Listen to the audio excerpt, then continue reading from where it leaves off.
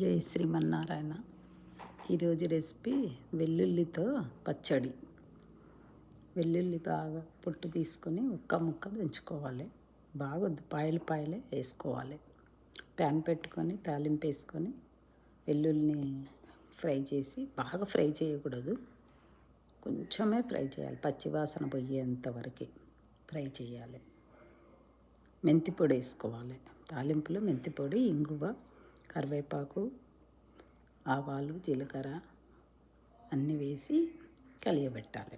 ఒకటేసారి అన్నీ కలియబెట్టి తర్వాత కొంచెం చింతపండు రసం, క్వాంటిటీకి తగ్గట్టుగా చింతపండు రసం పోయాలి.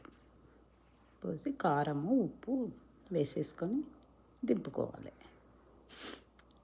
అది కొంచెం మగ్గంగానే పొయ్యి కట్టేయాలి. కట్టేసి కొంచెం చింతపండు రసం పోసి కలబెట్టి కారము, ఉప్పు అన్నీ వేసి కలియబెట్టుకోవాలి. ఇది దోశకు బాగుంటుంది, ఇడ్లీకి బాగుంటుంది, రైస్లోకి బాగుంటుంది, చాలా బాగుంటుంది. చేసుకోండి అందరూ. చూడండి, చూస్తూ ఉంటేనే తినబుద్ధి అవుతుంది మనకి. ఎల్లిపాయ కారం అంటారు. ఇది తొందరగా అవుతుంది, ఈజీగా అవుతుంది. మనకి ఒక 1 మంత్ 15 డేస్ వరకు ఉంటుంది. పొయ్యి కట్టేసి ఇవన్నీ వేసేసుకోవాలి. మీ క్వాంటిటీకి తగ్గట్టు కారము, ఉప్పు వేసేసుకోవాలి.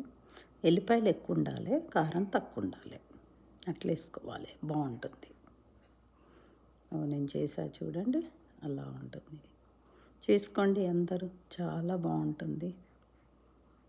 రెడీగా చేసి రెడీ పెట్టుకుంటే దోశకైనా వేసుకోవచ్చు, పూరీకి చేసుకోవచ్చు, చపాతీకి పెట్టుకోవచ్చు, అన్నిటికీ బాగుంటుంది. దగ్గు పడిశాలు ఉన్నప్పుడు ఇది తింటే చాలా బాగుంటుంది.